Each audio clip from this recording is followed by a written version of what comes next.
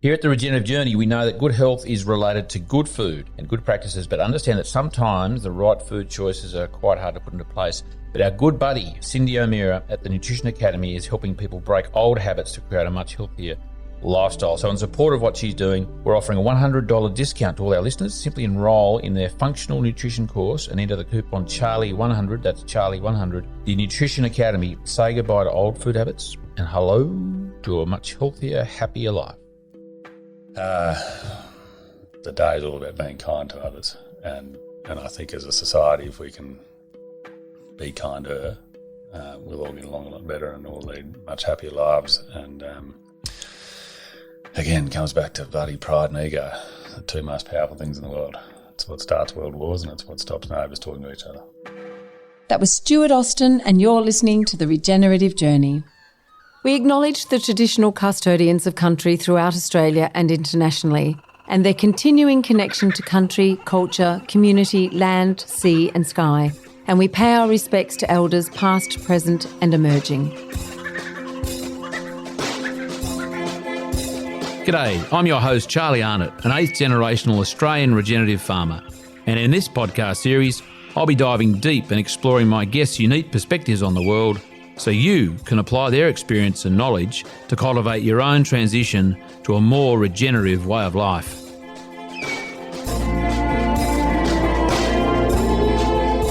Welcome to the Regenerative Journey with your host, Charlie Arnott.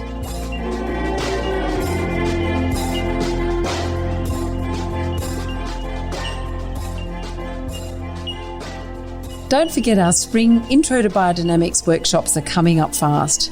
We are at Hanamino in Boorowa in New South Wales on the 7th and 8th of October, then travel to Victoria in mid-October, Tasmania in late October, with our last workshop for the year in the beautiful Margaret River in WA during late November.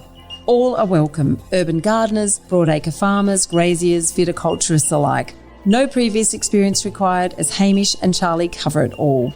For more details, check out our website www.charliearnott.com.au and follow the events link. G'day, this week's episode is with Stuart Austin. I've known Stuart for a couple of, at least I met him 3 years ago at Beef Week up there in Rocky. Did a little interview with him and sat him down for a good session this morning to talk about his life.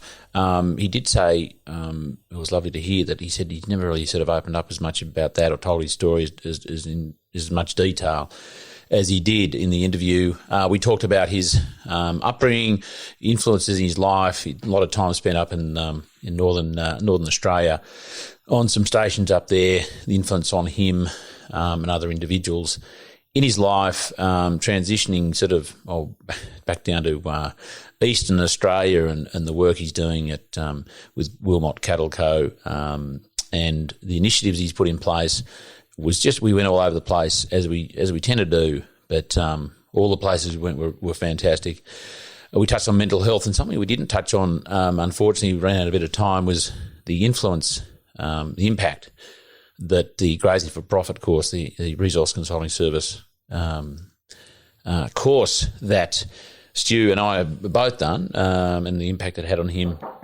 It's been wonderful. There's a knock at the door. Anyway, I trust that this interview with Stuart Austin is you enjoyed as much as I did. Stuart Austin, welcome to the Regenerative Journey and welcome to Room 14 at, where are we? Stockman's Motel. Appropriately named motel, that's for sure. In Tamworth. Yep, thank you, Stockman's, for providing the location for today's interview is with Stu, who we were at Windy Station yesterday, and which we might get to talking about in a minute. But we were staying in the same hotel, and this is one of the few opportunities we've actually had to catch up, Stu, and had the time. Yeah, and look, need to make a public apology formal apology for blowing you off, whenever it was, in the first series, and I was just too busy. That's fine. Had I known the stardom that it might have created back then, I would have made far more time, mate. But it's funny that we don't cross paths more often. No, it's a bit sad, to be honest, because we're operating in the same and similar space, but I guess it's just geography, logistics. You're actually not. I spend a lot of time in Byron Bay, and you're only 4.5 hours away when the road's open. Yep. And I don't spend much time in Byron Bay. No, you don't. Not enough. Mate, Exactly. you have to think of that's more the point. You have to take Trish and the kids up there more often, mate. When she hears this, she'll go, "Yes, Stuart, you should do that every month." That's it. So, mate, as I am known to do, I like to interview my guests in their happy place, on the veranda of their home, on their farm, in their place of work.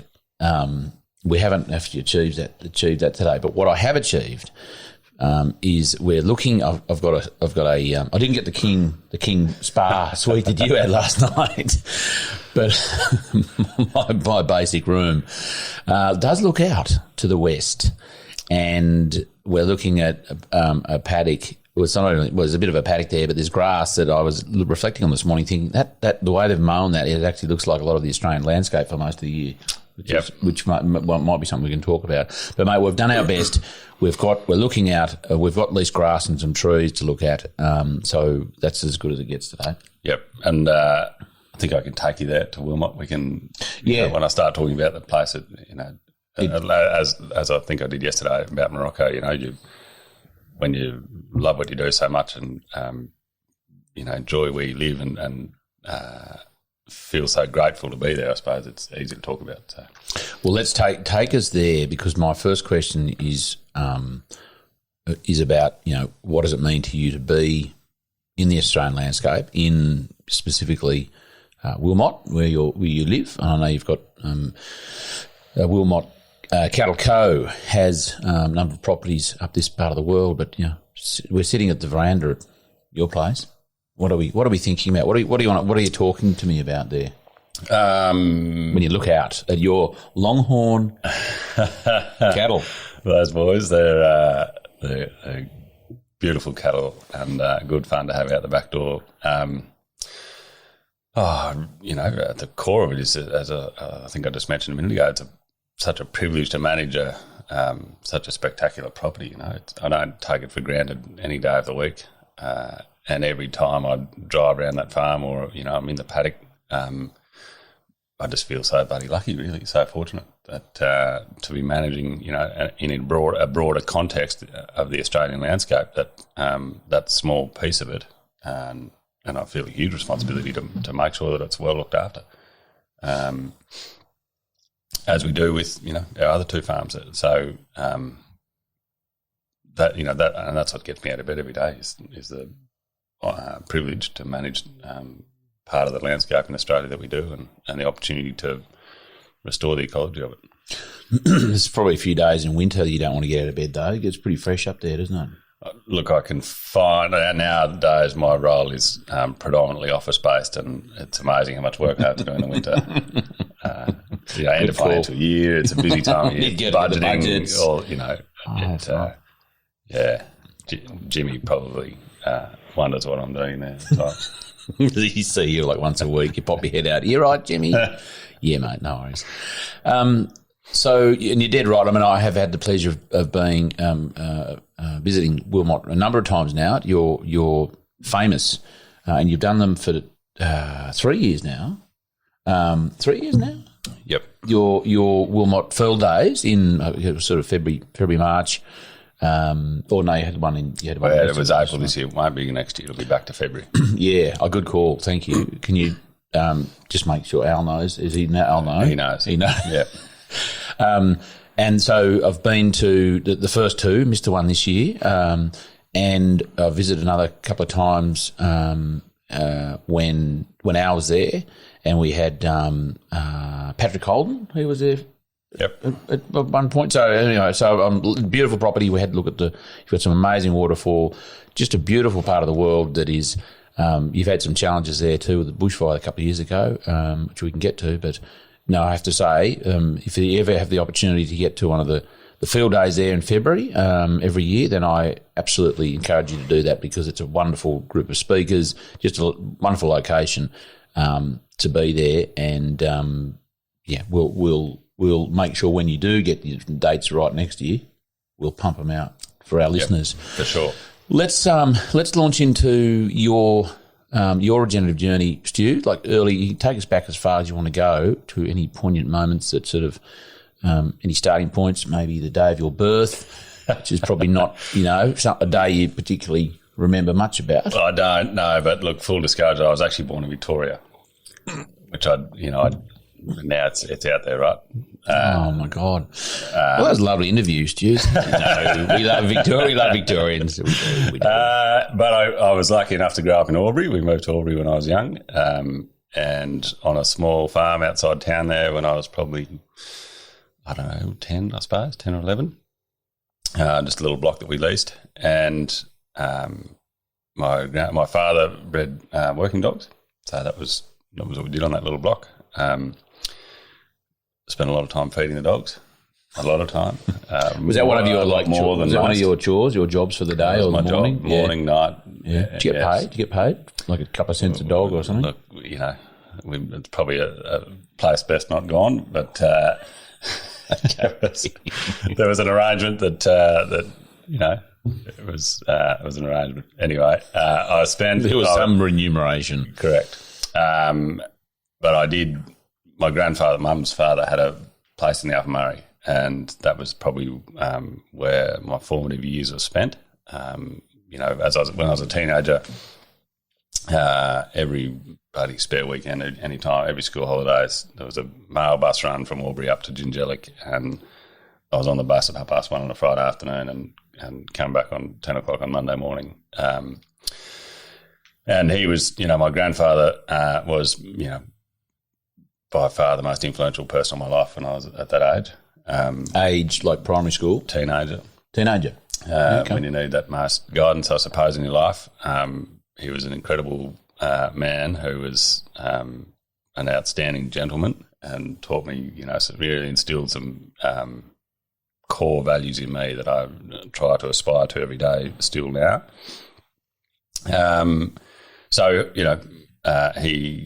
He actually managed a big place up there for 20 odd years, and then he bought a place that they had for about 20 years. And I spent a lot of time, everybody, a spare minute up there. So that was my foundation in the beef industry, I suppose, and I blame him for me bloody being here. But I feel very, very lucky that I am here. So. And what happened then? So formative years down south, cutting your teeth on dogs and cattle. And then up north, we went up north on a family holiday in 1991. Mum and Dad put 4 kids and them in the old Ford station wagon. And the one memory I have of that trip was Mum, when whoever was sitting in the front was either my little sister or I, whoever was in the dicky seat in the middle. Sit still, don't turn around, sit still, don't turn around, you break your neck, sit still, don't turn around the whole way, because the seat only came up to here, at the back of the seat. In the Ford. Was it a Ford Falcon? It was, the old Falcon station wagon, yeah. Anyway, it was a great trip. We spent 3 weeks or a month. I think we went right up through Queensland and then back down through the centre. But we went to Newcastle Waters, who Sarah Warrener and Mum nursed together in I'd get the date wrong here, it was the late 60s, I think, early 70s. Careful. Yeah, so, it was a little while ago. Yeah. And they were great mates. And so I had that connection there at Newcastle Waters. So when I left school, this was back in the days before emails, wrote it. I think I typed a cover letter, application letter. With your junk. Yep, typed it up on the bloody old, yep. And sent that up there, applied for a job there basically in the stock camp, and was lucky enough to get a start. Was going up there for a year. I'd got into rural science at UNE on an early entry, and I think my marks weren't quite good enough to actually get in had I not got that early entry spot, but got this start at uni that Mum and Dad were determined that I needed to get. And So sorry, you did. How many years were you? well, I went up north for a year, and I was and I was doing the gap year thing, and coming back to uni. So you deferred? I did. Yeah, you deferred. Okay, if you had that year up there, deferred the course. And I had such a good time that I tried to defer again, and they wouldn't let me. So I said, "Well, I'm sorry, but I'm enjoying where I'm at far more than I am. Think I will at uni." So stayed up there, and I ended up doing nearly 5 years up there, and that just went very quiet. Is that still working? Yeah. Well, my headset did. Did it? You can't hear? No. Still not hearing? No. Oh, hang on, people. Oh, there you go. Yeah, it might be some little loose connection there. It's not that old, this kid. Is that all right? That's better. Yeah, cool. Sorry. Fire and ready. So I had nearly 5 years up there, and same thing. I worked for some really capable people up there, some pretty bloody hard men in those first few years. So all at Newcastle Waters there? No, I did 2.5 years, I think it was, with CPC. And by the third year, then I went to Killarney and was running a stock camp there. At the grand old age of 21, responsible for 7 or 8 girls and boys, basically, who are all also very young in a very remote environment. I think back now that, I didn't see anyone die, but I saw some... It's a reality show right there. It is, mate. After I left up there, and people ask you what it's like, and the only thing I could liken it to probably was being in the army, where you live, eat, sleep, and breathe with the same crew of blokes for weeks on end. You absolutely bust your ass working. It's a real, it's a fantastic place for young people to really spend some time, I suppose. Not so much cut their teeth, but spend some time and just learn about how, understand initiative and how you've got to think for yourself, and, mum's not going to do your washing anymore, and like grow up bloody quick and turn kids into adults. Any sort of stories from that time? I mean, I guess anything you learnt or that you could, because I trust that still happens up there, that there's still, I I imagine the numbers are probably a bit lower potentially, whether that's because they're not turning up or the jobs are changing a little bit with a bit more technology. But, what are some of the things that you learnt in that time about yourself? Well, one of the biggest changes in my life happened when I was 21, I reckon. After my third year up there, and I'd had about 6 months running a stock camp, and I ran a camp, or tried to run a camp the way the blokes that I'd worked for ran camps, which was not terribly pleasant. Not very nice people to work for. Very hard men, basically, who, the only time you knew you were doing the right thing was when you weren't getting a tune-up, basically. Right. There wasn't a great deal of calm instruction. It was more yelling when you weren't doing the right thing. Yeah, okay, sure. Which can, I used to often think about the word effective communication. We all, it's often thrown around about how to be an effective communicator, and I used to think back to those days, I used to think, well, they were very effective. And so the use of the word effective can be taken quite out of context quite quickly. Yeah, good call. So anyway, I left up there that year, and it was actually coincidentally the year that Trish and I first had a relationship. We met at Killarney, and she there working in the camp, as a jewellery. Oh, nice. Anyway, she quite unceremoniously left me at the end of that year, which I was quite devastated by. Young love, and I also didn't have many of those blokes that had worked for me, or girls that year that had worked for me, coming back again the next year, and that was always a reflection of how good a head stocking you were. Right, was how much of your crew was coming back next year to go again. That's a bit of a benchmark, isn't it? So API. Yeah, exactly, and I'd been home for a couple of weeks, and I really started to think about it. And I thought, Jesus, maybe it's me. And my father's a fairly, what's the word? He has a different personality, I suppose, and I was reminded of his personality by some of my early head stockmen, and that I was potentially heading down a similar path, which was not a terribly pleasant person to be around at times. So there was a bit of inner reflection that was, I suppose looking back now, thinking about yourself when you're 21, there's probably not many people do that, but I did, and I can't remember how that came about. My sister gave me a book called You Inc., written by John McGrath, and that book changed my life. I basically said it was all about being, a far more positive person, how to create an enjoyable workplace. His story around, going from a aspiring football player at university, broke his leg, ruined his footy career, stumbled around in the wilderness for a while, and then decided he wanted to be the world's best real estate agent. That McGrath. From McGrath Real Estate. So he went to the States, interned for the best real estate agent in the US, and now he's got an amazing, an amazing business. So there's all these things in there, right, about how to create a really positive workplace culture. And he was in a, real estate agent's office in Sydney, and I was running a stock camp in the Northern Territory. And some of the things that are there, right, he talked about goals. So he said, write your goals out and stick them. He said, I laminate them and stick them on the wall in my shower. He said, I have a shower twice a day, so I read my goals twice a day. And I thought, well, I have a shower under a coolibah tree with a tarp around it in the dark, so I probably won't be able to read them. But I did have to write my diary every night, so I did it all in all these big colourful pens and wrote a few goals and stuck them in my diary. And every night when I turned the page, they were there. So that was Did you move? I'm interested in that. So they were on one sheet, and you just moved them forward a day. So like a bookmark.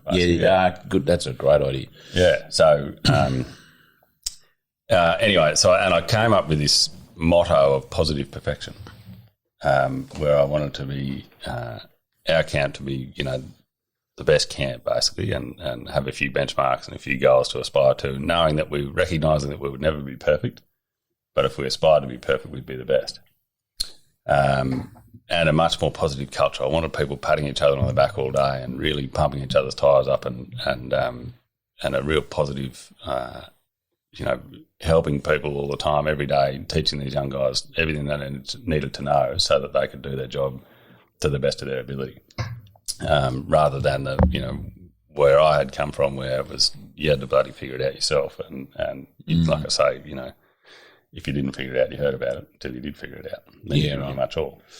And I remember there was actually a pretty pivotal moment. There was a girl who'd been there the year before, and she'd gone away and done a chopper licence and came back the next year. She used to come back on weekends and give us a hand, and she was great with the weaners, and we did a lot of weaner education then, which I really enjoyed. And I said to her one afternoon, we were in the yards just tidying up, and I said, I've got to go, but would you mind just putting those weaners away and couple of other jobs? And she kind of looked at me and she said, what the hell's wrong with you? And I said, what do you mean? She said, why are you being so nice or something? And I said, well, I've changed. And it was I'll never forget it. It was like she was shocked that I was speaking to her so nicely. And your language was different. Yeah. Your approach. You were using like maybe please and thank you. Exactly. As opposed to, what would you have said to her? And I want to take you back, and I don't want just quickly. This might hurt a little bit, but I'm just. I would have been a lot more direct. No, but you can use whatever words, whatever colourful words you need. I'm just interested because it's really important language. Isn't it? I would have been in a hurry. I would have said, put those weaners away, feed those cattle, have your horses ready for tomorrow.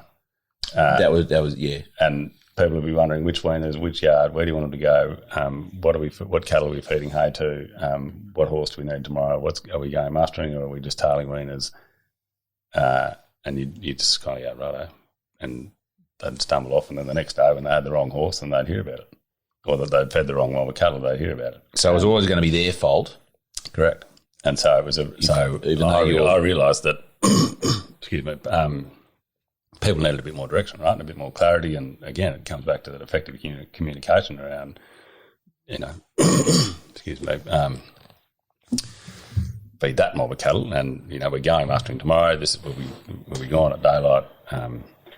Put it in context, 15 k's, blah blah blah. Make sure you ride that horse or that horse, and that cart that you broke in last week's probably not going to be suitable. Blah blah blah.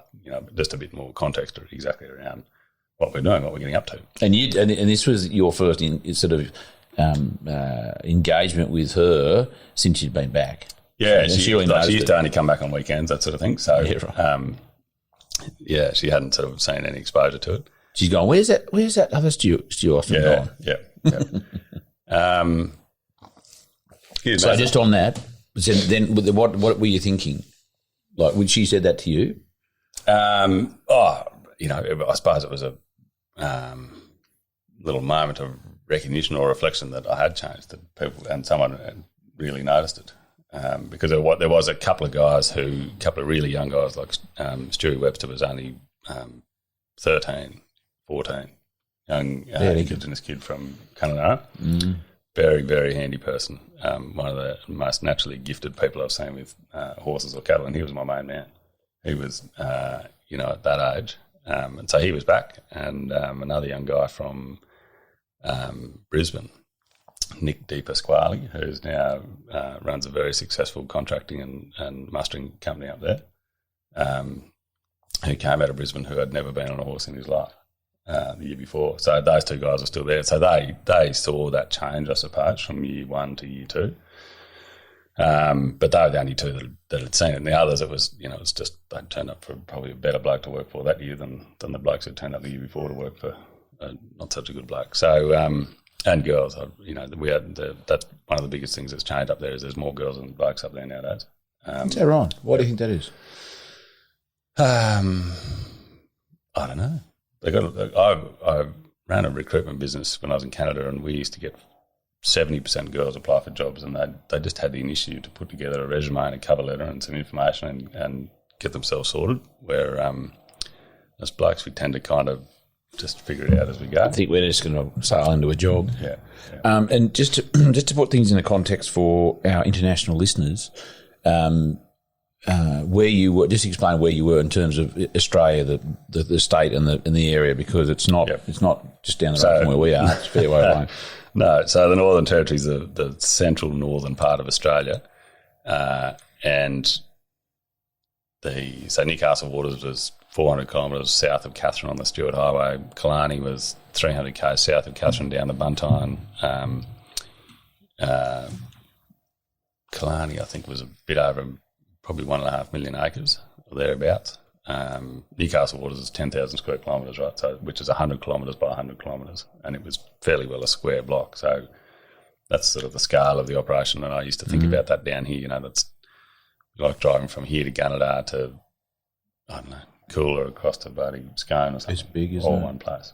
Hey, you know what? I can hear that bloody fridge. Can you hear that fridge? I can hear that fridge.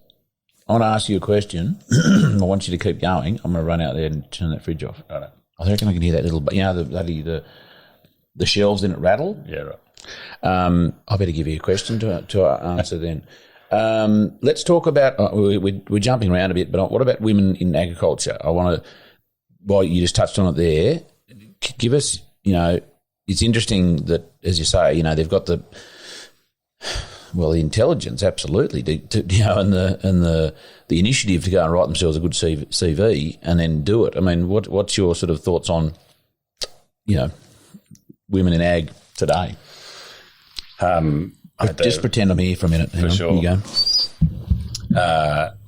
They have a huge role to play, and I mean, we have Trish works in our business, and so does Lisa, who's our admin girl, and I work with so many capable women up north, down here. Everywhere we go, we see come across very capable women, and I suppose it's what I used to find up north was it was challenging for them to take that step into a head stockman role, and there's only a few that did. Or be given that opportunity for whatever reason. Like I say, just as capable as any bloke. Plenty of them more capable than most blokes. And so I think then the career path of them was for the women was a bit more unsure. Where if you look at the hierarchy up there, most head stockmen are blokes, most managers are blokes, and so for a young bloke up there, you've got somewhere to go. There's a pretty clear direction as to where you can get to. Yeah. And the other part of it then too that I have found is having children. That and particularly for Trish, she was she's had a wonderful career and she really has pushed herself and developed an enormous amount of knowledge. She's I'm sure she's bloody smarter than me. She's got more degrees to her name than I do. She is, mate. She is smarter than me, correct. But I know all our wives and partners generally are. Correct. Yes, I know that's been challenging for her, where she's just got a teeth stuck into something, and then we decide to have another child. So happening again in a few weeks, but there won't be any more after that. So then she can get back to getting stuck in her career. But so that's a challenging thing. And I was involved in some young farming groups, and it was the same thing. We were all. There's that stage in life, I think, from maybe it's 25 to 35, where you've had those few years out of school, you might have been to uni, you've had a few jobs, you're kind of figuring out what you want to do.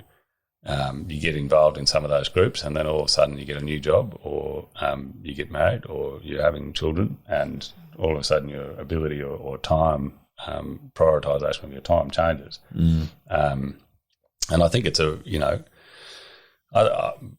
I think I probably did the same through that 10-year period. Really chopped and churned a bit, I suppose, and I was involved in some young farming groups, and it was the same thing. There was times where I just had to say, "Look, I'm sorry, but I've been very committed to this group, but I've actually got to step away because I've got other priorities that are more important."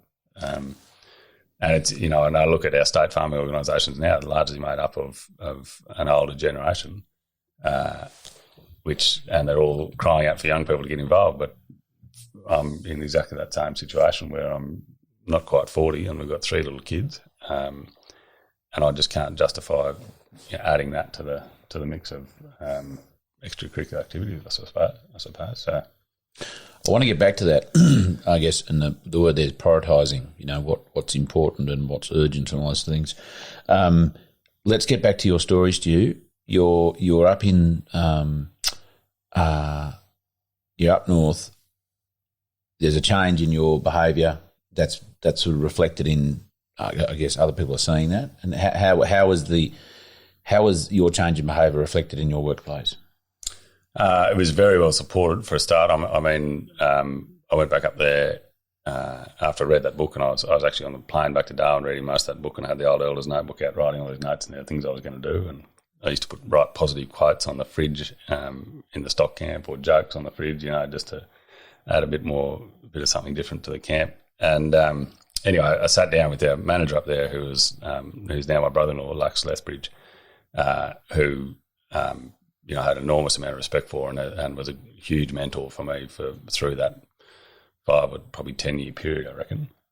And I sat down with him and I said, "Look, I think I've got to change. I've got to do something better. I feel like I'm a bit of an arsehole to work for." And he said, "That's fantastic." And he was very supportive of it.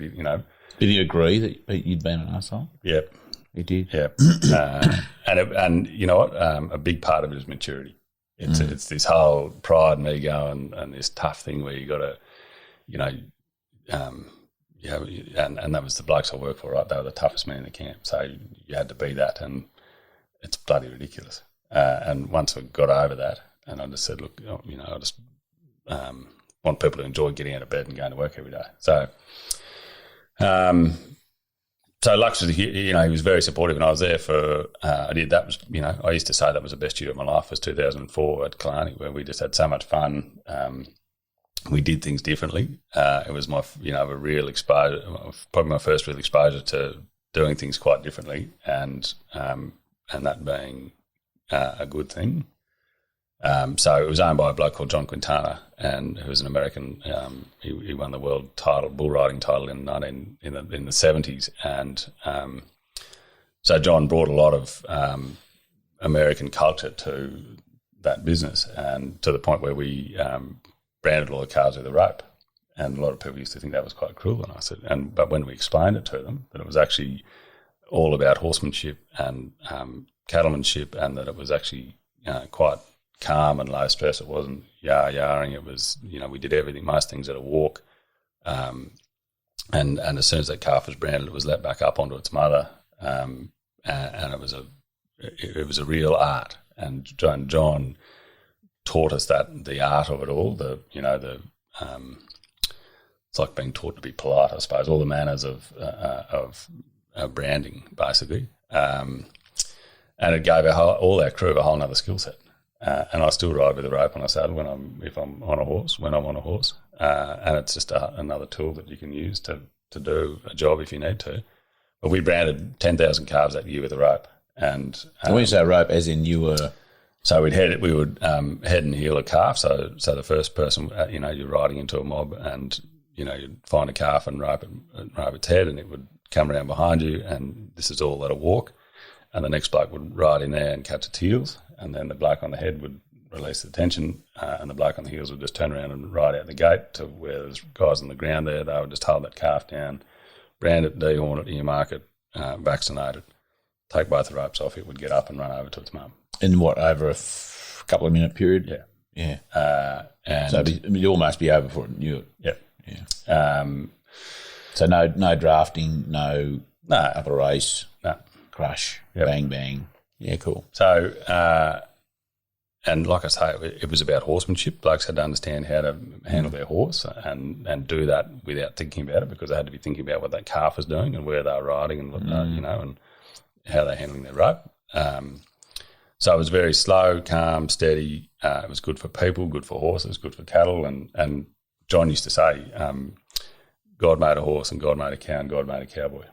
And so it was great fun. That whole year was just good. We worked bloody hard, but it was really good fun. And every day, it seemed like every day John would come to us and say, righto, we're going to do this way. And we couldn't argue. We just said, okay, righto. And we just had to find a way to do it. And I've still got that motto today. Anytime someone comes to me and, if Al says to you, I want you guys to do this now, it's okay. Let's get on with it. Let's figure out a way to do it. We didn't have time to resist or argue the point or say that was a silly idea or said, righto, let's get on with it. So it was just, I think back now and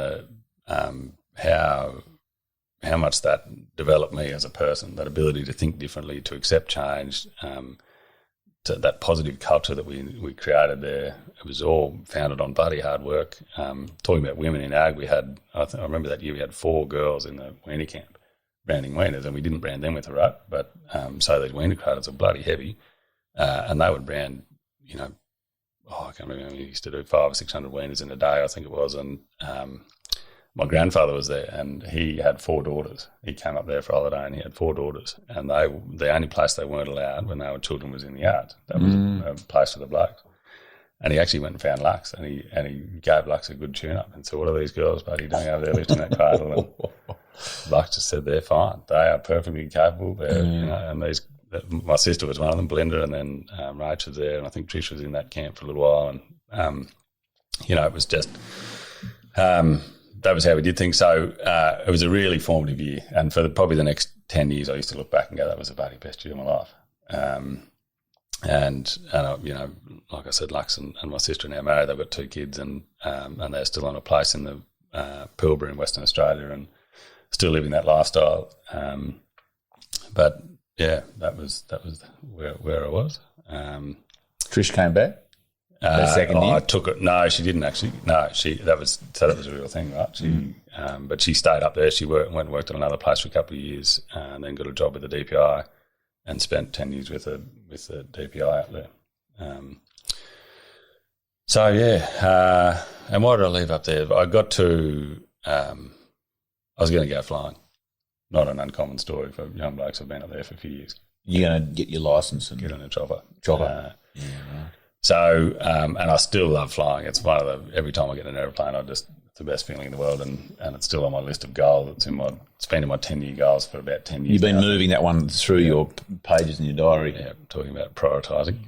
Anyway, so I left up there, actually went and worked on a road crew for 12 months. Oh, no, I'll ask you that question about goals later. Sorry, yep, 10 months. To try and make some money. That was also good fun. We started in Tully in North Queensland and finished in Tasmania 12 months later. So we travelled, we were 3 weeks on, 1 week off, different town, different pub every night, didn't save any money, had a great time, worked with a bunch of grumpy old blokes, but saw a bit more of Australia. And then... how long was that? 12 months. Yeah. And then got a job in a feedlot. Was going out with a girl from St George and as was the way with any of those construction, civil, mining type jobs, it's always a girl that pulls you out of there when you're 23. And So was it a feedlot in southern Queensland, and that was a different experience. Again, I was only there for about a year, but it was a really interesting year. I learnt that whole feedlot sector and how that works and the intricacies of that, the ins and outs of it. I was a livestock supervisor there of a feedlot. It was a whole different world to the Northern Territory, but it was another part of that supply chain. And then I went to Canada, having had that time up north with John and that American culture, and we had guys from the States who used to come out and work out up there with us. And then the bloke that I was working for in the feedlot, Will Lane, he'd spent a lot of time in the States, and I was like, mate, I've got to go and see what this is all about. So you can't actually work legally in the States. I said to Will, what have I got to do? And he said, just get a passport and a plane ticket and head over there. You'll be right. You'll get on a ranch and shoot some horses or break some colts in or something, In the US? Yeah. But as opposed to Canada? But you can't just, my mother, bless her soul, she said she did a bit of research for me. I was ready to just buy the plane ticket and go to the post office, get a passport and go. And she said, well, you can't actually do that legally in America. What about Canada? You can get a visa for there. You can get a working holiday visa for there. And, maybe that's a better idea. So thankfully she did that, and away I went. And same thing, I was going over there for a year just to have a bit of fun, have a year off. I was at a point where I'd been in leadership positions there, I suppose, or been pushed into leadership roles for the few years before, and realised I was like 24 or something, 25, and I just thought I need to be a kid. I didn't have, all my mates had just done 4 years at uni where they'd had a bloody ball, and I thought I just want to go and have some fun and be a kid for a while and not have any responsibility. So I went over there and probably did that in a sense. I ended up on a ranch, which I wasn't intending to be, but I was a guide on a guest ranch. So we used to take 8 guests at a time back into the Rocky Mountains for 2 to 4 days at a time.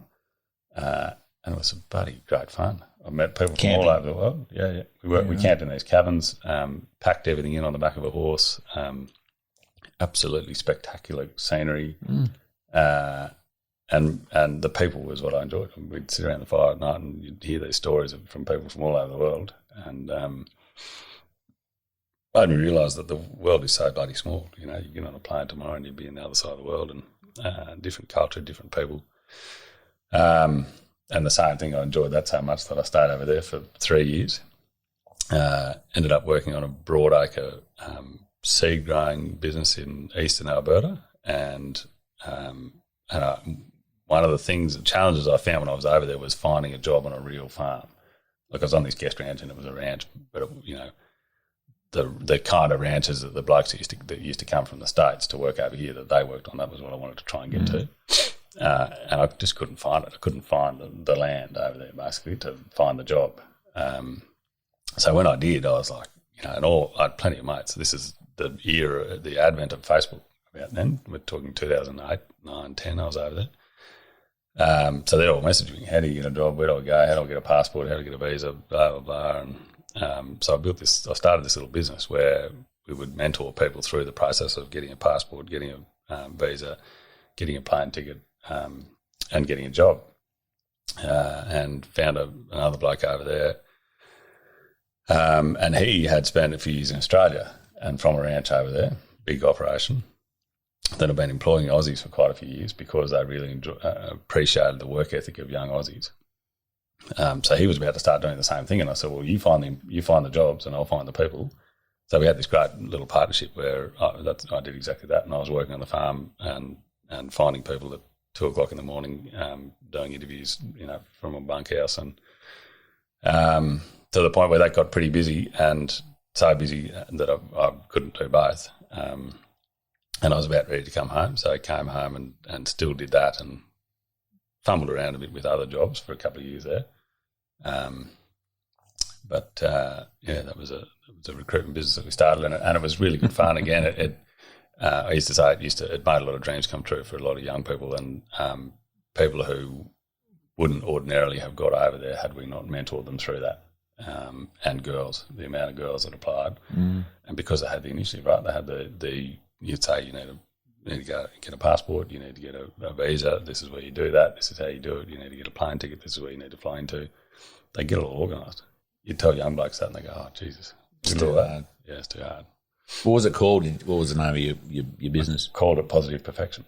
Right.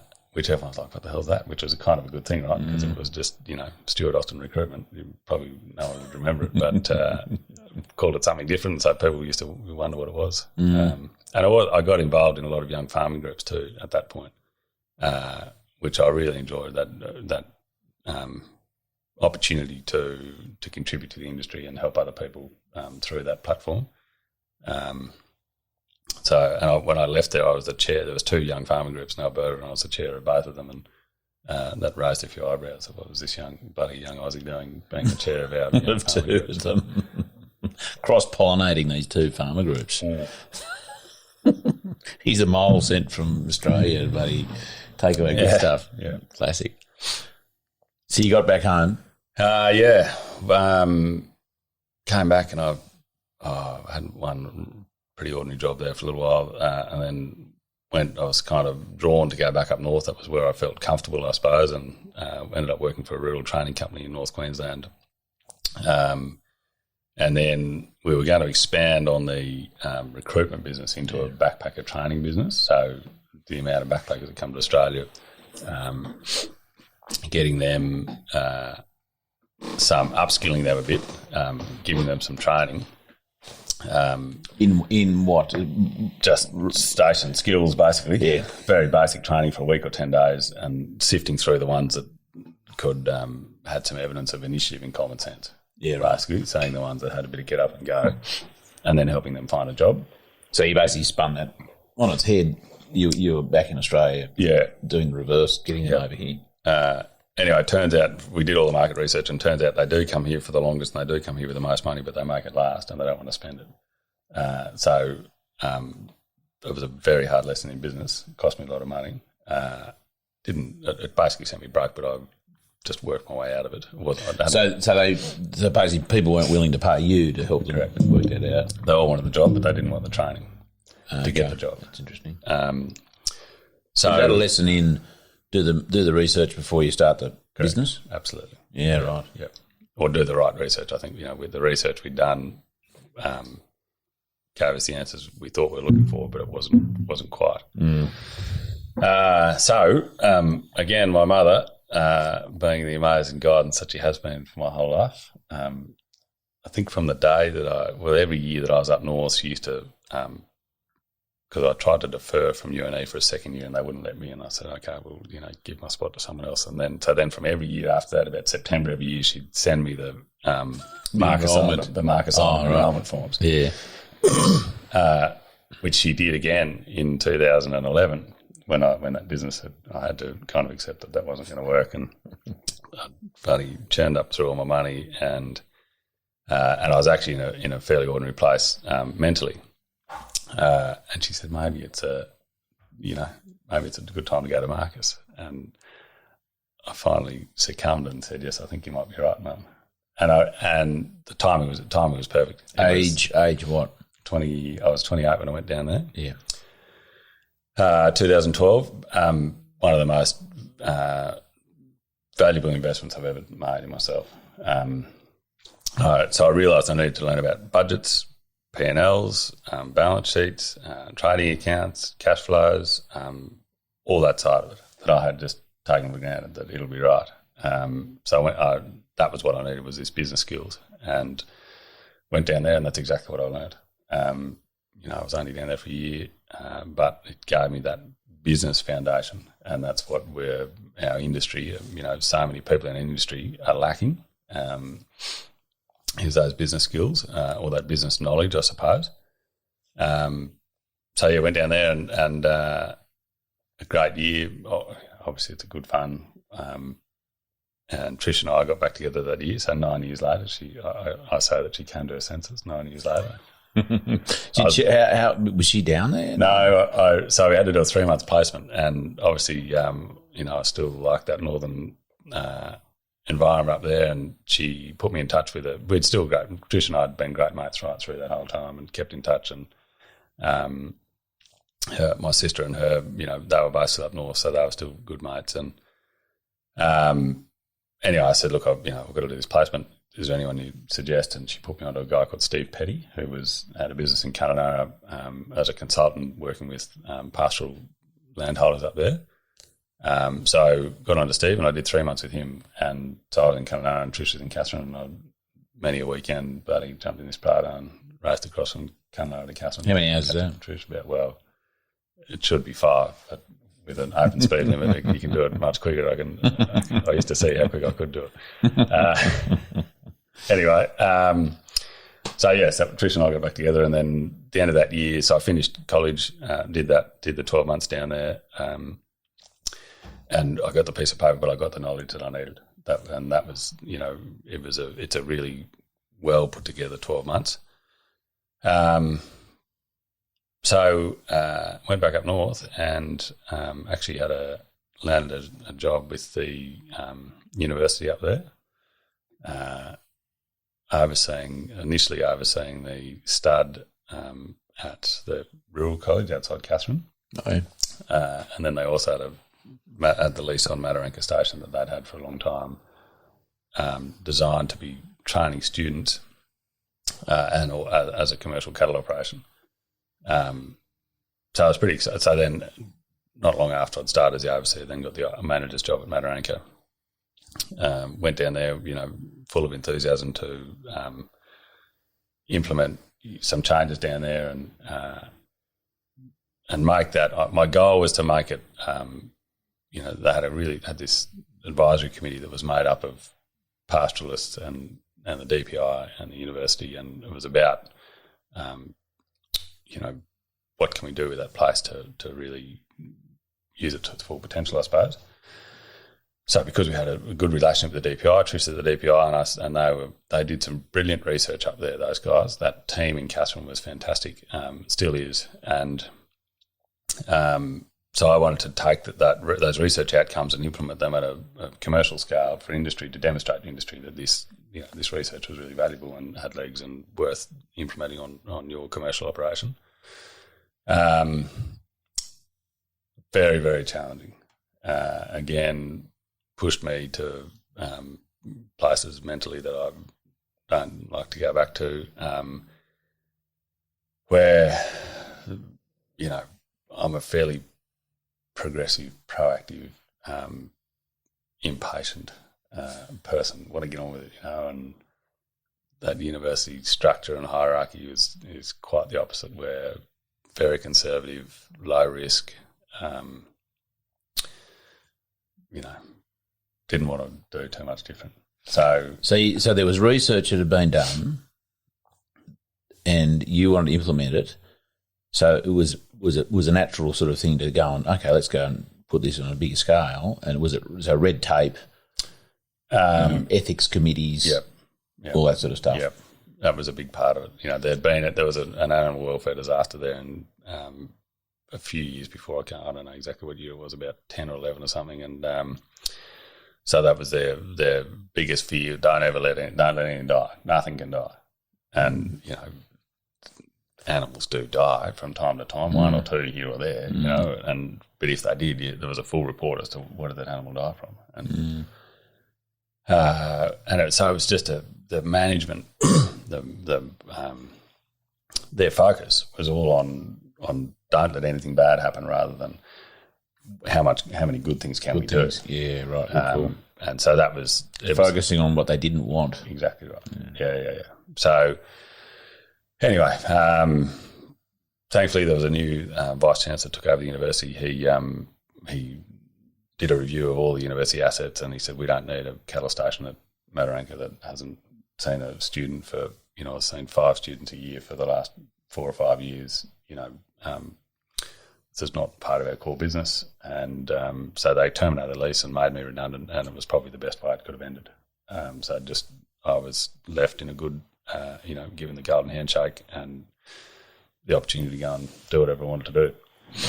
Mm. So yeah, that was where that got to. What happened then? You went right. I can do anything now. Pretty well. Yep. Obviously, that management job, or those roles, they give you a lot of security, and I kind of needed that. Trish and I got married September 2013, so it was the second year. And what date? 29th. And I think it was what time? Everything happened in that very short period there, right? In that late 2013, and I think it must have only been. It was after then, like a month later, made redundant. Right. So we just got married. I'd had some pretty serious mental health issues by that point, and then got made redundant. And so I needed a job and that security for all those reasons. You know, I had an obligation to contribute to our relationship financially, you know, some security for Trish as to where we're going to be and what we're doing, all those sort of things. And anyway, that didn't, you know, the management job didn't come to pass, but there's a lot of contracting goes on up there, right? So we had an ABN, we had our own cattle by that point, and we had an ABN. So I just started contracting, you know. I drove a truck for a while and then went and broke some weaners in. And Harry was born. I'm getting my dates mixed up a bit here. So we were married September 2013 and 2014 was when things wrapped up 12 months later. Right. Did get my dates mixed up. So Harry, and then Harry's due in, so Trish was pregnant when I was made redundant. That was what it was. So that was why, you know, you have that bit of stress, innate obligation for some security and, you know, a job and an income. And Harry was born in February, so we again. So I just started doing whatever I could find. A couple of weeks driving a truck here or there, doing whatever. And so when Harry was born, Trish took 12 months leave from the DPI. So she came with me and Harry, and we ended up doing nearly 2 years of just contracting, and we went breaking weaners in for a while. I did some welding for a while, drove a truck for a while. I was running a spraying contracting crew for a while. Just bloody did whatever, and we kind of tried to stay fairly central to Katherine. We just lived in a donga, like a 20-foot donga, paid bugger all rent, saved a lot of money. We didn't have many overheads at that point. And then when Trish went back to work, obviously, so we were kind of bound to Katherine a bit. And I had just left one contracting job and, again, getting into a pretty ordinary place mentally. And a bloke rang me so I was spraying in this sandalwood plantation, running a contracting crew, spraying this sandalwood plantation, and I left that. And the bloke from the quarry rang me. The bloke from the plantation rang one day, and I was just at home kicking around doing nothing, and he said, there's a fire there, can you drive a grader? And I said, yeah. And he said, can you just come and jump in this grader for us? And I said, yeah, I'll probably do that. So I went to the quarry, picked up the grader, went and put these fire breaks around this plantation, and, you know, everything was right. Went home that day, and the bloke from the quarry rang me the next morning. He said, come and have a yarn to us. And he said, what are you up to? And I said, oh, not much, just buddy parking around. And he said, have you got a truck licence? I said, yeah. And he said, well, you know, you want to get in a truck? And I said, yeah, I've got nothing else to do. So that was with Jeff. It was Jeff Rowland and his son Wombat, affectionately known as Wombat, Chris Rowland. Anyway, so I drove a truck for a few months, and I said to them, I said, look, I am looking for a full-time job, so I won't be here forever. But it was a low-stress job, and I just used to get in a truck, you know, 4 o'clock in the morning, drive to bloody Kalkaringi or somewhere and unload and gravel, and then drive all the way back, get home at bloody 7 or 8 or 9 o'clock at night, go home and do it again the next day. Again, on an hourly rate and a kilometre rate, I think, making plenty of money, no stress, but I had an income. You know, I was away a few nights a week, but not every night of the week. And those guys were just really good to me. And at the time, that's what I needed, was just some security, some cash flow. I could do, you know, operate most of whatever they needed me to do there, drive the grader or roller or bloody trucks or whatever. And so through that period then, we were still looking for jobs and saw this job advertised. down here at Wilmot, and obviously didn't say where it was or what it was, but it was the wording of the ad, kind of appealed to me. Well, you saw it in what? In the low paper? stress stock handling, grazing management. It was online. It was on. Jeff Lucas had it advertised. And by that point, we just started thinking about leaving up north. So, looking outside the territory at opportunities. And so I rang Jeff and I said, that's the sort of job we'd be interested in. I'd known Jeff previously, and I said that's the sort of job I'd be interested in if you thought our skills suited. And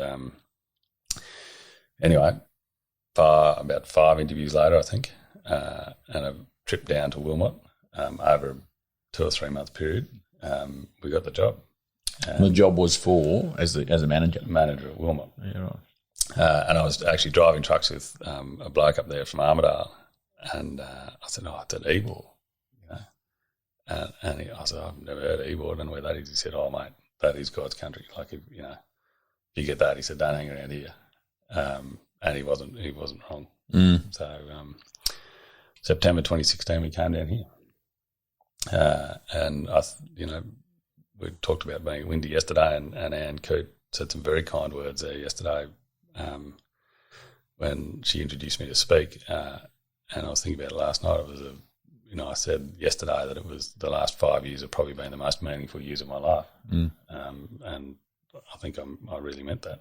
I've felt like I've contributed more and achieved more in the last 5 years than,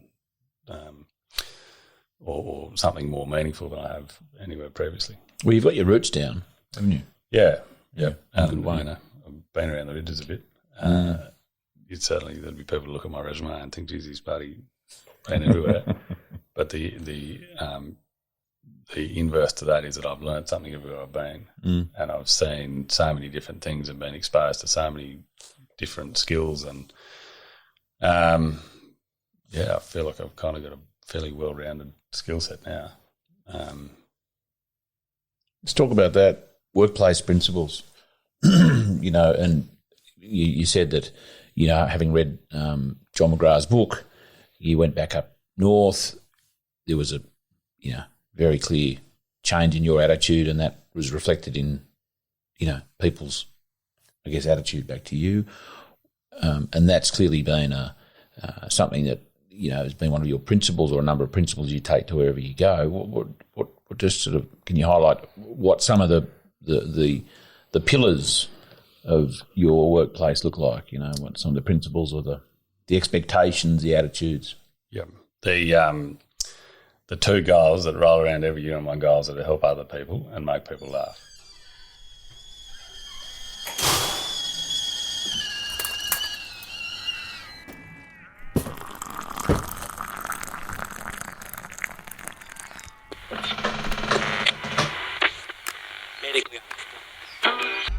Looking for more information to assist your regenerative journey?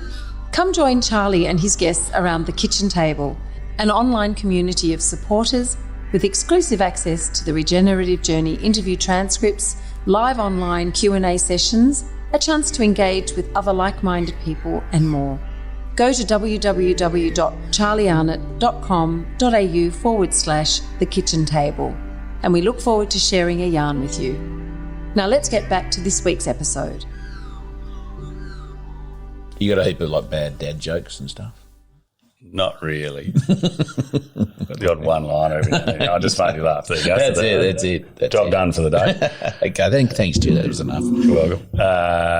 So that helping others, and the other thing about it, and this came from Lux, was that Lux is a pretty full-on person for anyone that works for him, but he does it because he really gives a shit.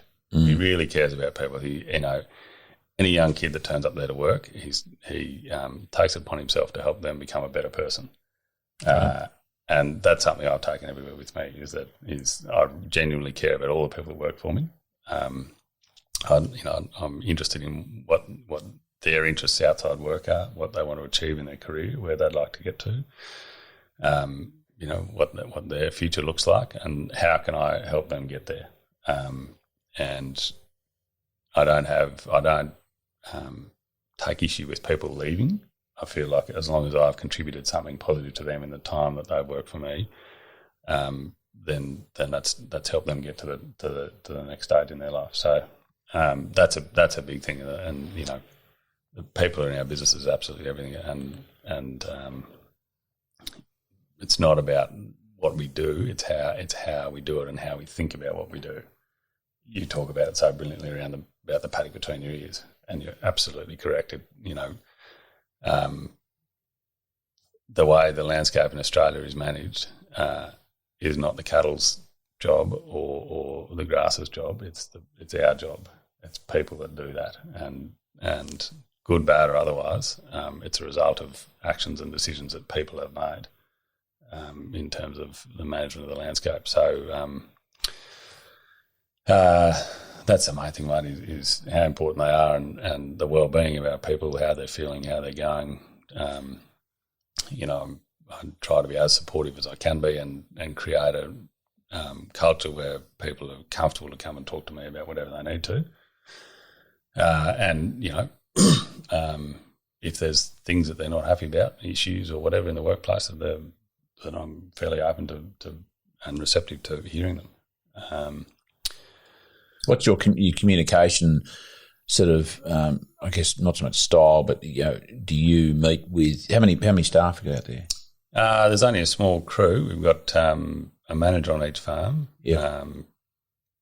And Lisa, who is our admin girl, who does all office work, and then a casual station hand on each farm. Yeah. So it's only a small crew. They all give me shit all the time because I've got a little earpiece thing in my ear, that like a little Bluetooth thing. It's so handy. And I'm on the phone all the time. So if you haven't noticed, I talk a lot. So it's good. That's handy when you're doing interviews. So it's just a very open communication. If I think of something, I'll give them a ring, and they don't always answer the phone, but they ring back, and we're talking about things all the time, and it's always about probably the trouble is I have so much time to think when I'm driving, so I'm constantly thinking of new ideas and new things we could do, and it's not up. It's up to them to implement it. So I'll float the idea, and what do you think about this? And then it's up to them to implement it. So, and choose to whether they'd like to or not. Do you have weekly, daily, monthly check-ins with them? We do have a monthly management meeting. Yes. Is that per property or as a group? Yep. So the structure of the business is there's a family office in Sydney. And there's a few guys work down there, so once a month a couple of them will fly up, and normally for 2 days, so we'll try and visit, one or all of the 3 farms, do a bit of a tour, stop in, catch up with those guys on farm, and then we'll all get together, at the end of those 2 days and have a couple of hour management meeting where we'll go through a manager's report that they've circulated prior, and a finance report and a market report. And so probably the critical thing there is that finance report, that we're answerable to that every month. It's a good monthly check-in. It's a good check-in for those guys too, that once a month they kind of stop and sit down and write what they've been up to and, take stock of where they're at in terms of their stocking rate to carrying capacity financially, cattle numbers-wise, rainfall-wise, where I'm at and how am I going. And they've got to put in there what they plan, what their activities are for the next month, and so where are we going the next month and 6 months and 12 months. Yeah, nice. I noticed you got one of your colourful shirts on today, being Friday. Yep. Tell us about that. So I'm pretty passionate about mental health and helping other people, and these shirts were made by Trademark, the boys in Brisbane. What's going on here? Hang on. Oh, power mode. What's going on there? I have to change that puppy later. Made by the boys in Brisbane, Dan and Ed, who were... Sorry, what's the name of the shirt? Trademark.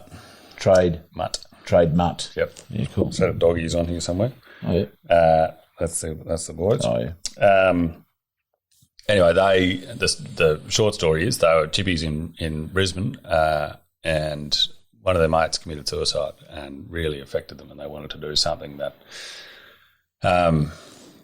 was meaningful and opened the conversation much, or normalised the conversation in the trades industry, basically. So the target audience was tradies, these loud shirts. People would say, Jesus, mate, what's the bloody go with your shirt? And And then you say, well, actually, it's just about, normalising the conversation around mental health. And on the back of the shirt, it says this is a conversation starter. And so anyway, I have shared my mental health story in a fair bit of detail on a My Grazing webinar last year that people can look up if they're interested to hear that. And so I just think it's a fantastic initiative, and it's rippled through the bush. There's, I saw the CPC guys the other day. They gave their whole crew all a trademark shirt. There's mine sites now. The boys have made ones that are high vis. If this isn't visible enough, that's faded a little bit too. Yeah, well, this is fairly new. This is that's the style. Anyway, they're great shirts. So I bought all our crew one, and I said, why don't we make Friday shirts? And for the same reason, about you blokes just recognising that if you're not feeling well, don't hesitate to come and have a yarn to me. And one or two of our guys are a bit more conservative, and I don't think it's ever come out of the cupboard again. But so there's no like, hey mate, you go home and put your Friday shirt on. No, would completely defeat the purpose of the concept of the Friday shirt and normalising the conversation. You give them the opportunity. That's fair. Yeah. And actually, interestingly, that raises the thought I just had a minute ago when talking about principles in the business. One of the other guys who was quite influential for a short period of time when I was up north was a guy called Charlie Corns, who tragically passed away at Newcastle Waters when I was there, and that did bloody have an impact on me, I can tell you. And anyway, but Charlie, one of the things that someone said upon reflection of Charlie's life was he never told anyone to do anything. He always said, "Would you mind?" And I've never forgotten that. That's nice. And so I always have that in my mind too now, that I very rarely tell any of our guys to do something. I always ask them if they would mind doing something or suggest that they might like to consider doing this.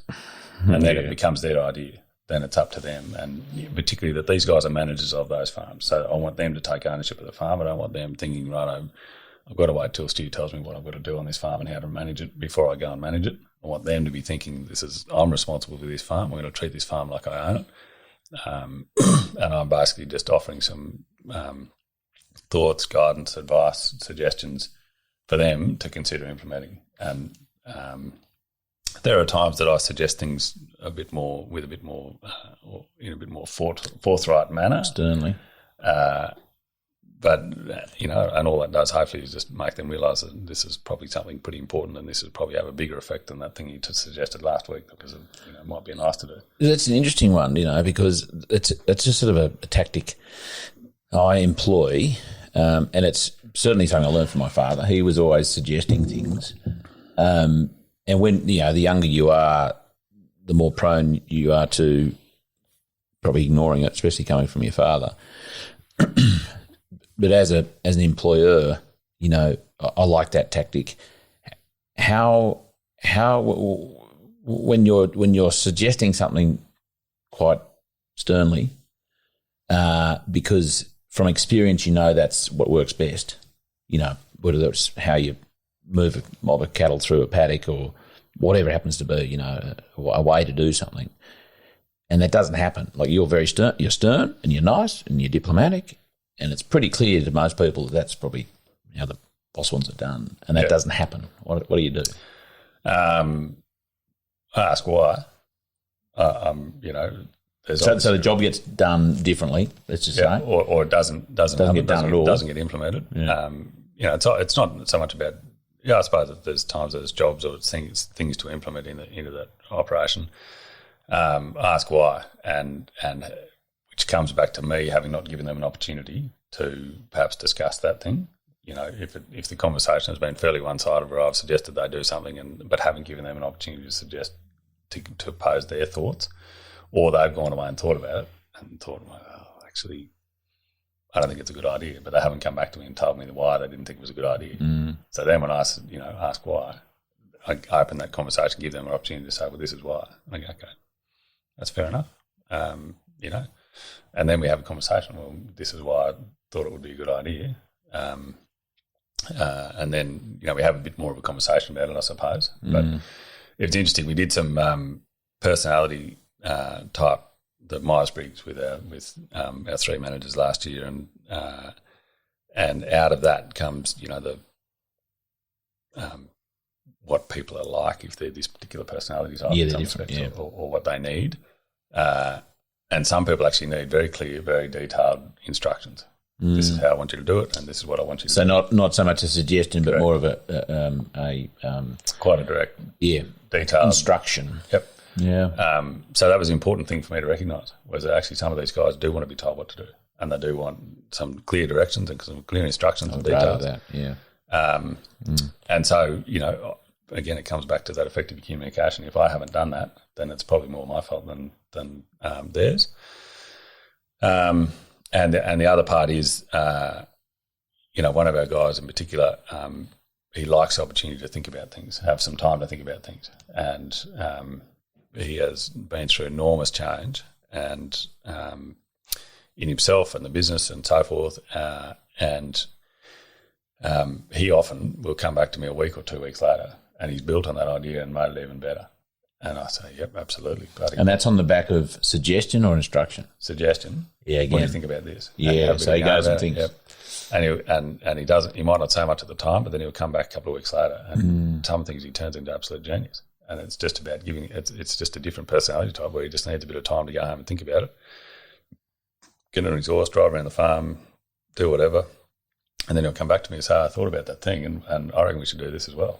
So therein lies a good point, I reckon, that about being prepared that, if I guess it comes back to you, Stu, if you're the one giving the instruction or the suggestions, knowing what needs to be done in the future, the earlier you can give them that heads up, the more time this particular fellow has to talk about it, as opposed to saying, hey, mate, this afternoon we've got a big job and I reckon we should do it this way. He's got no time to think about it, and he mightn't grasp that whole thing, and then you mightn't get the best out of him because he hasn't had the time that he needs to bubble for these wonderful things to bubble to the surface. Yeah, absolutely. So being preemptive. Yep. And the other great thing I've learned in the last, there's two things there. One is it's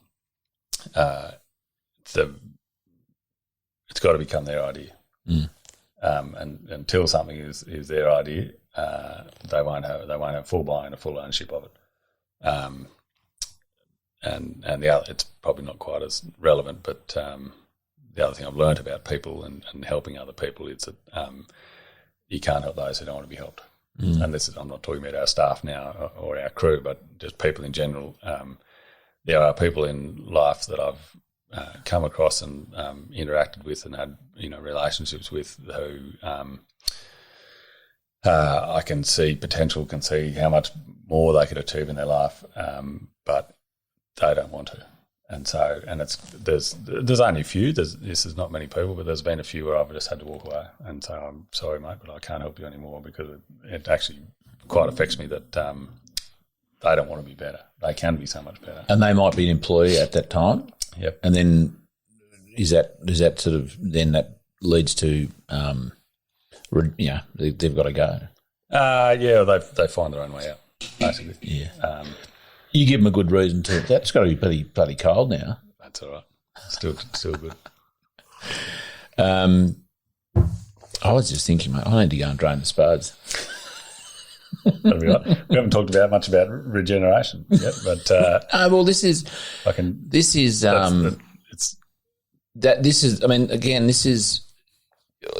regeneration. This is about your life. There's a clear regeneration or generation of in your life. As it proceeds. Yeah.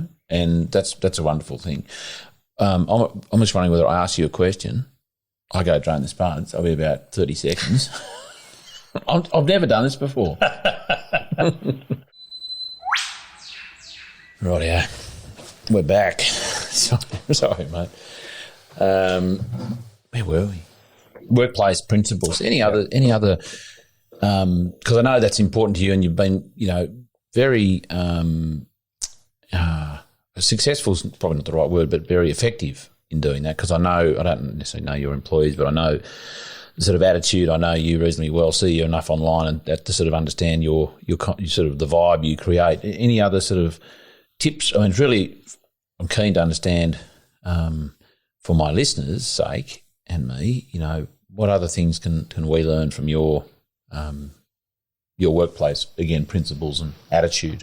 It's clearly effective, Well, yeah. Thank you. I do. It's a very positive culture that I try and create, and a very progressive culture. Probably part of the reason that I'm in the position that I'm in is because I have that approach and that attitude, and I really want to get shit done. And like I said, I'm impatient, so I'm in a hurry to do as much as I can in this short dash, I suppose. One thing that came to mind there was pride and ego are our two biggest limiting factors, I think. And what comes in line with that is the tall poppy syndrome. And as an industry, we've got to bloody get over ourselves. Yes, I think we should be proud of what we do. Yes, I think we should be quite comfortable and open and happy to talk about what we do and why we do it. But for God's sake, stop shooting each other down and holding people back. And the other part of it is that it's what gets in the way. Pride and ego are what gets in the way of making better decisions. And having that capacity, through the drought was a great example where people just having that capacity to step back and say, righto, this isn't working. I'm out of ideas. I need some new knowledge. Who can I go and ask? How can I find that information? What else can I do? What can I do differently that will lead to a better outcome so that I feel better about it? And, it was almost became competitive through the drought to see who would spend the most amount of money on feed and supplement, and who had the biggest story to tell. And it's absolute bloody rubbish. And that's just one example, but there's so many times in the industry where pride and ego get in the way of people making better decisions and being better people. So that's probably, I don't know how that necessarily flows through our business. I suppose I do. Obviously, I talk a lot about what we do at Wilmot Cattle Company, and I do that to help others. I don't do that to beat our own drum and tell everyone how bloody good we are, or it's not about stroking my own ego. It's about sharing what we do for the benefit of other people, such that they might go and do some of those things on their place and their landscape, which hopefully will lead to better ecological outcomes for their landscape, better people outcomes, and better community outcomes. Just getting back to what you said there, Stu, about I guess to me it's about letting go, let it go, and that's also reflective of one of the low stress stock handling principles is sometimes you just got to let it go. Like the steers just got round behind you, and you I used to get a bit cranky about that and go and chase the bloody thing, and I'm going to show it bloody where it needs to go, as opposed to it's gone and you just go, you know what, clearly needed to go there. Yeah. I'm just going to let it go. It's gone. And 9 times out of 10, the bloody thing will come back anyway. Yeah. As an example. But it's a good sort of analogy for that sort of the attitude. And just back to sort of being open, to a point I made yesterday at the Windy Field Day, which was, let's give that a quick plug now. It was. I'm going to get the whole spiel wrong, but it was about building resilient communities through the rehydration of landscape down there in the Liverpool Plains, and the Upper Mookai Landcare Group ran that program, and it was amazing day.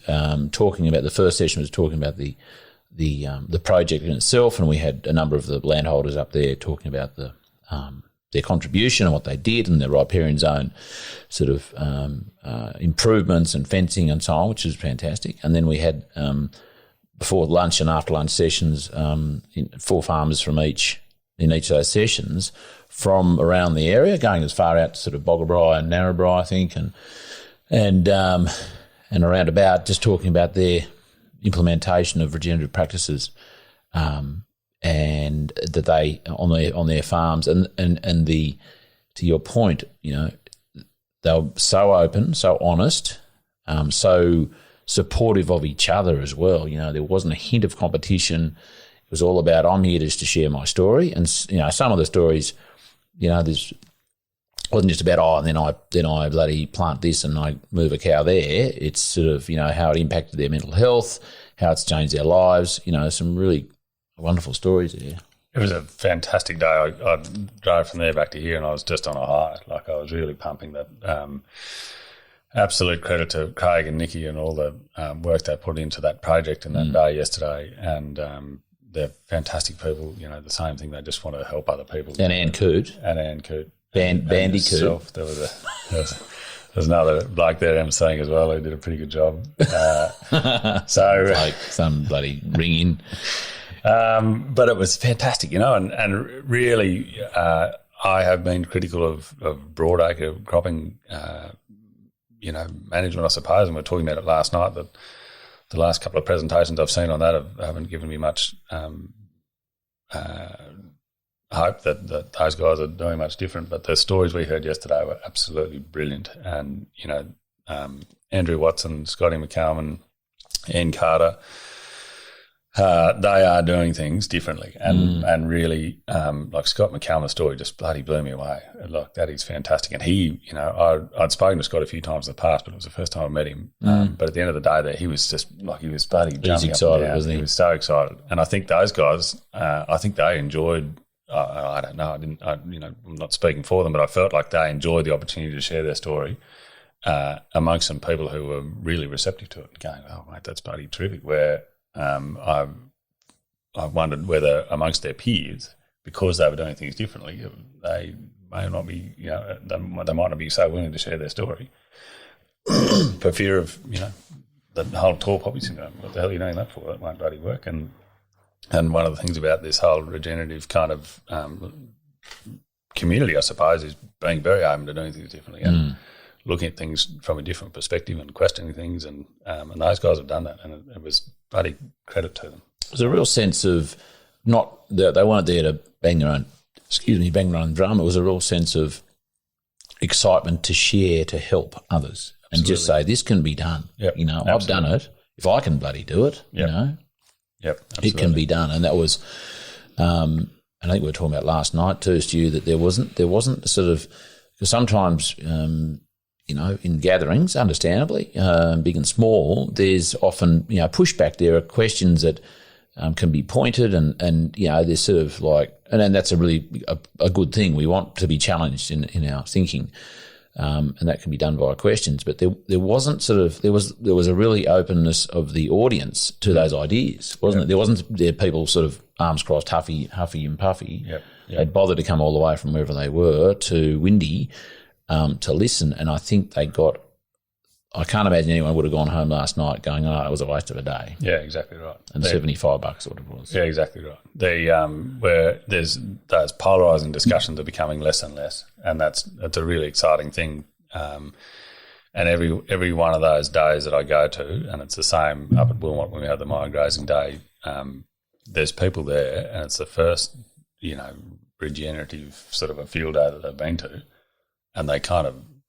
Blown away going, this isn't crazy, this isn't witchcraft, this is, you know, we're doing a few of these things already, and you know, thank you so much for being so open and being willing to talk about what you guys do, and you know, there's no competitiveness, it's just around looking at things differently and considering things differently. So, and it was the same yesterday, that, you know, sure, there's plenty of people there didn't ask questions, but they didn't leave either.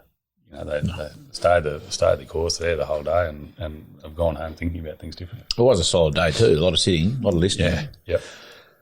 I want to just jump to carbon, Stu. I know you've been involved in that for some period of time and quite intensively in the last couple of months. I don't need to go into the detail, but why have you and the business jumped into that arena? And, you know, what are your thoughts on it and the future of this whole carbon I guess it is an industry now, isn't it? There are businesses built around it. There are farmers, you know, putting it in the ground. There's adds a whole other layer of colour, and more than colour, you know, financial benefit. So that's, I don't know where you want to start there. That's a big question, Charlie, and to try and summarise it, I suppose, as succinctly as I can, and we see it as a huge opportunity for landholders to secure, I suppose, put some financial security, underpin their business with some financial security that is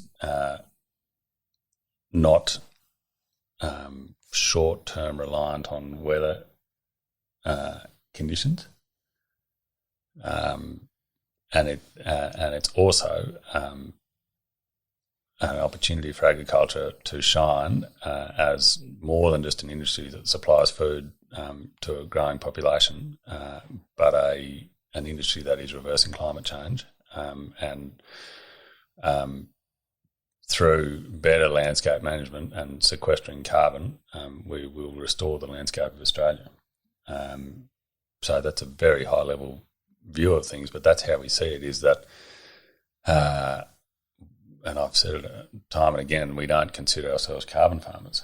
We're a beef production business, and built around grazing management, and our focus is on grass first and foremost, and if we manage our grass, then our animals will live a fantastic life. Our production will be good. There's never any animal welfare issues because we're managing our grass, not our animals. And as a result of that, we have a financially profitable business from our beef production, core business of beef production and grazing management that's based on grazing management. As a result of that, we build carbon in our soil, which is carbon that we have taken out of the atmosphere and stored in our soils. And the rest of the world is talking about greenhouse gases and carbon in the atmosphere and how we can get it out of the atmosphere.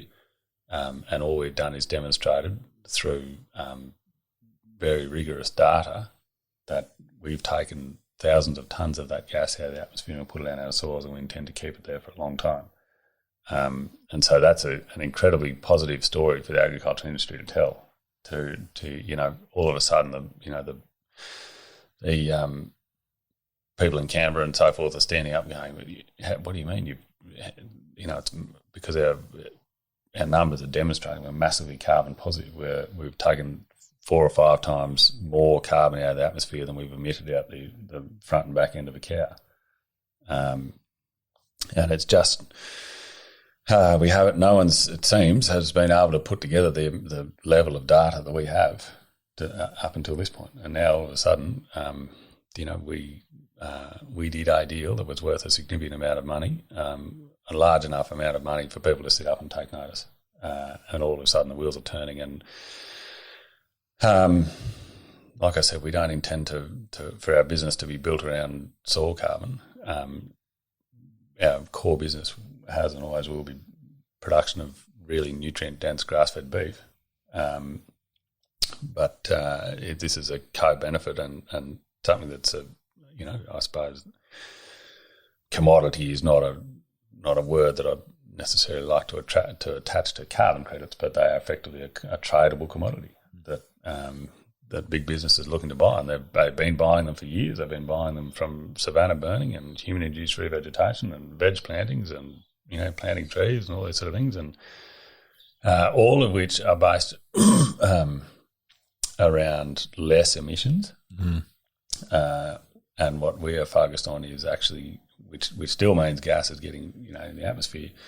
What we're trying to do, the story we're trying to get out there is that actually we're taking a lot of that gas out of the atmosphere and putting it in our soils, as opposed to just emitting less of it.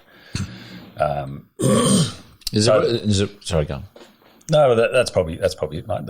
In terms of how we view carbon, and the word we use there is co-benefit. That revenue stream that we'll generate from and are generating from carbon is a co-benefit to our beef production business. Our beef production business has to be profitable first and foremost.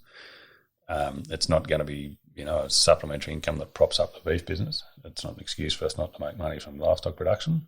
We actually don't have carbon anywhere on our budget or our P&L. We've probably got to write it in the next year, but there's been some expenses and some income from it, so we've got to scratch it in there somewhere. But it's as I say, it's been a co-benefit of our beef production business, and that's how we'll view it. I think the good news there, one of the good news is that, and we were talking about it again last night, you guys are demonstrating the sequestration of carbon from the atmosphere into your soil and staying there, and that allows you then to jump into the marketplace, because there's value. There's a value on that carbon, and you're able to leverage that, and that's all happening on farm, right? Yeah. As opposed to the notion of measuring emission from a farm or a situation and offsetting that by buying, paying for offsets elsewhere, and that being it's a totally different transaction, but it's more about the headspace, the decisions that are made around, and the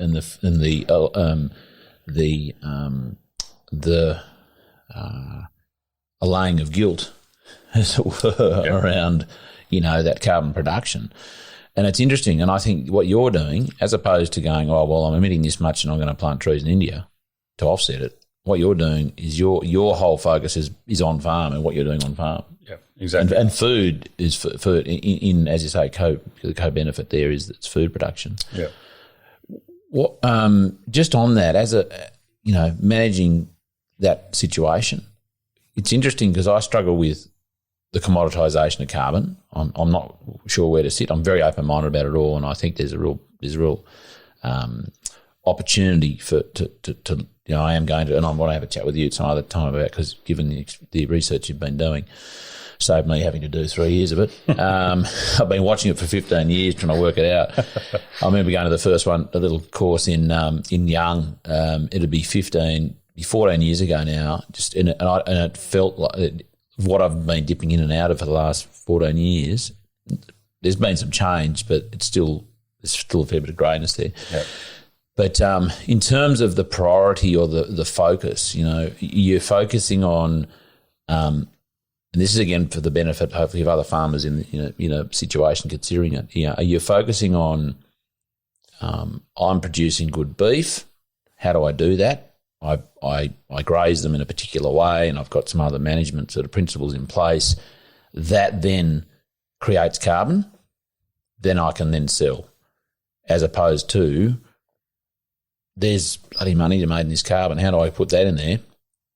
Oh, I've got to, there's some way. Oh, I need to graze animals in a certain way. Oh, and shit, they happen to be. It's a better type of food. You know what I mean? Yep. There's two. It's the same flow, but it's going different ways. Yeah, absolutely. And like I say, our core focus is on our beef production business and grazing management. And probably the critical thing here for people to understand, and going back to your point around how we make that calculation around our emissions versus our offsetting that and so forth, is that within any carbon scheme, which I don't particularly like that word, but they are all schemes, I suppose, for want of a better word, there is this thing in there called practice change. And all these carbon schemes have come out of the Paris Agreement and the COP, I suppose it was, whatever that stood for. I have to look it up. COP, COPE. Where all the world leaders get together and something or other. Anyway, yeah, they all come out of that. They all burn a heap of bloody carbon to get over exactly there. Right. So, but they're all about that. It's all based on practice change. So they want people to start doing something different that leads to better ecological outcomes. And the reward for doing that is more carbon in our soil, or more carbon, less carbon going to the atmosphere, if it's a veg project or a savanna burning or something like that, doing something differently. So in the savanna burning example, it was around, landholders up north burning country in the early dry season such that it was a much cooler burn and there was less emissions, as opposed to letting that country burn late dry season where it smoked everything, pardon the pun, and emitted a lot more carbon. So the practice change was actually culturally burning earlier rather than letting it burn later. So an example in the soil carbon method is changing grazing management, the intensification of grazing they call it, where moving from a set stock system or a low rotation system to a more intensive planned grazing system at higher density, moving more frequently, increased rest periods. By doing that, the landscape will become healthier. The resilience of the landscape will improve. And how that's measured is through an increase in carbon levels in our soil, because we're producing more biomass, we're creating a more perennial system, deeper rooted plants, increasing the diversity in that sward, and so the carbon credit is kind of the reward at the end of it. That's what you then have to sell as in addition to the animals that you've produced. So that's very much how we see it, and I suppose that's something that people have got to recognise that if they want to participate in any of these carbon methods, they will have to undertake something new and different, which is that's not a bad thing. Because like I said, they're all designed around creating better ecological outcomes. Things like converting cropland to grazing land, which is what we're doing at Morocco, where because the climate has changed and some of that more marginal cropland that we cropped, started cropping 40 or 50 or 60 years ago, when seasons were more reliable and before we'd had such an impact on our climate, it was good cropping country. And now it's far less reliable, which means that it's less financially reliable, which means greater reliance on government support. So the government's sort of saying, well, actually now, unfortunately, because the climate's changed, there's areas of Australia now that are not suited to cropping as they were a few decades ago. So, if you participate in one of these methods and convert that back to pasture land, to a grazing system that's lower risk, then, we'll reward you for that. Mate, I'm just looking at the time there. You've got to get going west. So just to clarify, Morocco, not the place in the northwest of Africa. We're talking about the name of a property as part of the Wilmot Cattle Co portfolio. Yep. Up to here, just at Gunnedah, so a couple of hours from here. Just going, what is flying? He's bloody contributing to the emission of carbon by flying to Morocco, grazing country over there. You've got to go west. I've got to go north very shortly. But before we go, mate, there's another hour. I haven't even asked half my bloody questions. But mate, let's finish on. You've got an opportunity to put a billboard up on the New England Highway just behind us here that everyone can see, and you have the opportunity to put a quote, a statement, a question up there. What would you put up there? You can't put rude pictures. This is a theme that a recurring theme amongst podcasts is these quirky questions that they. Oh, mate, I stole it from Tim Ferriss. I'm just waiting for him to steal one of my questions. It's never going to happen.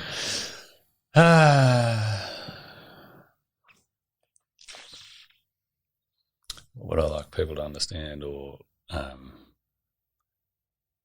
tell you what, and it's probably appropriate for today is, and it comes back to people, is be kind.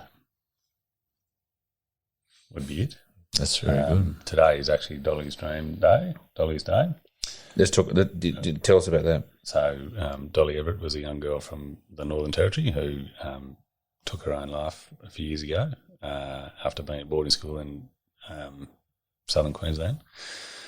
And today is a commemoration of her day. So the other reason that I'm wearing the shirt, most people are wearing a blue shirt today. There's plenty of blue through this one for Dolly. And the day is all about being kind to others. And I think as a society, if we can be kind to her, we'll all get along a lot better and all lead much happier lives. And again, comes back to bloody pride and ego, the two most powerful things in the world.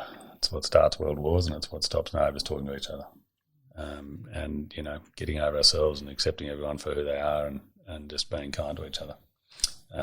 You know, if you take that into a broader producer-consumer context, that if we all just have a bit of respect for each other and a bit of acknowledgement of the role we each play in the world, and treat each other with a bit of kindness, I think we'll improve that relationship between consumer and producer.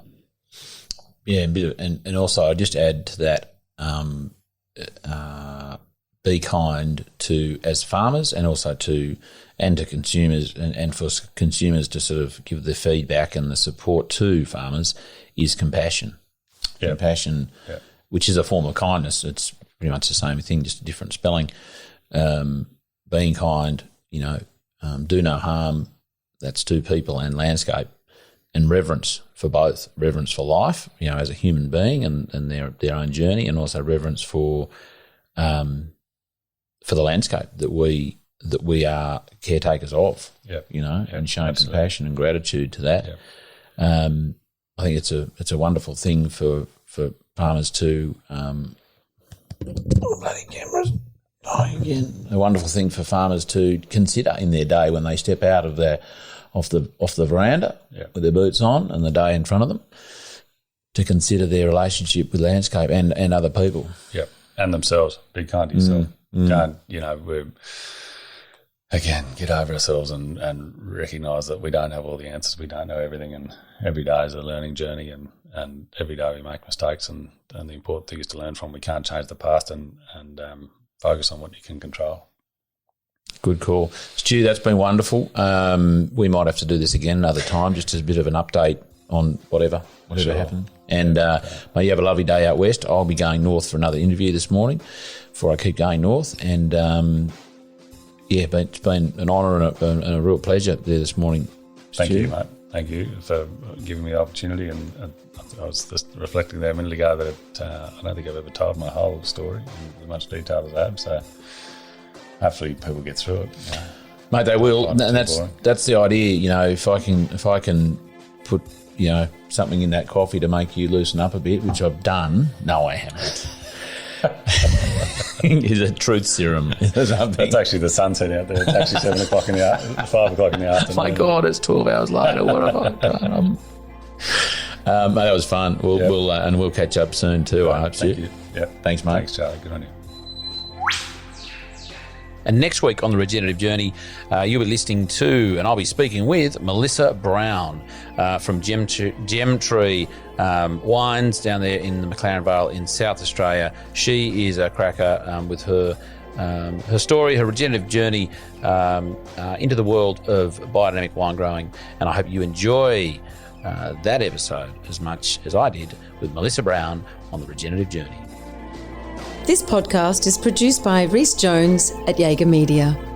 If you enjoyed this episode, please feel free to subscribe, share, rate and review. For more episode information, please head over to www.charliearnott.com.au.